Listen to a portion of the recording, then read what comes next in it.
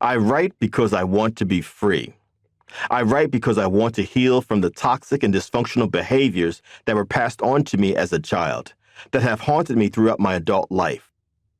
I write because writing is as important to me as breathing, because writing has, seriously, saved my life time and again.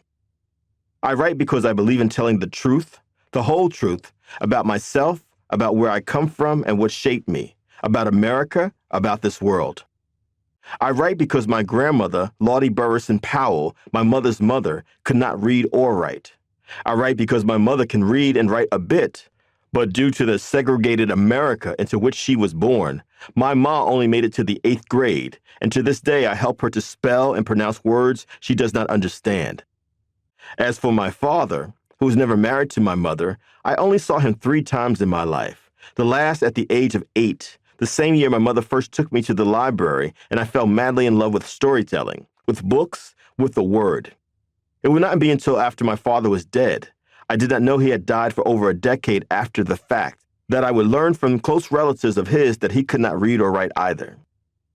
So, I consider myself a miracle, and you can imagine how I am humbled and grateful to be a writer, one with more than 15 books, hundreds upon hundreds of essays, blogs, articles, poems, pieces of cultural criticism, and screenplay and play ideas at different stages of development.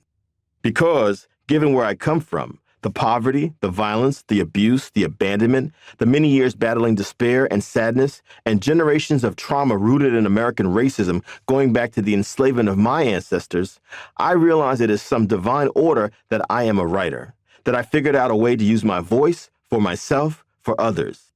And a miracle, too, that I've been able to survive so much because, as the Pulitzer Prize-winning hip-hop artist Kendrick Lamar has rapped, I done been through a whole lot. In the beginning, my mother was the first storyteller I ever met. She is a daughter of the American South, the low country of South Carolina, and I am the product of the Northeast, of urban America. But inside our home, my mother shared tales from as early as I can recall of her life as a girl residing in a 2-room shack.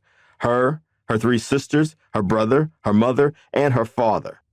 There were stories of the vicious hatred of them because they were Black.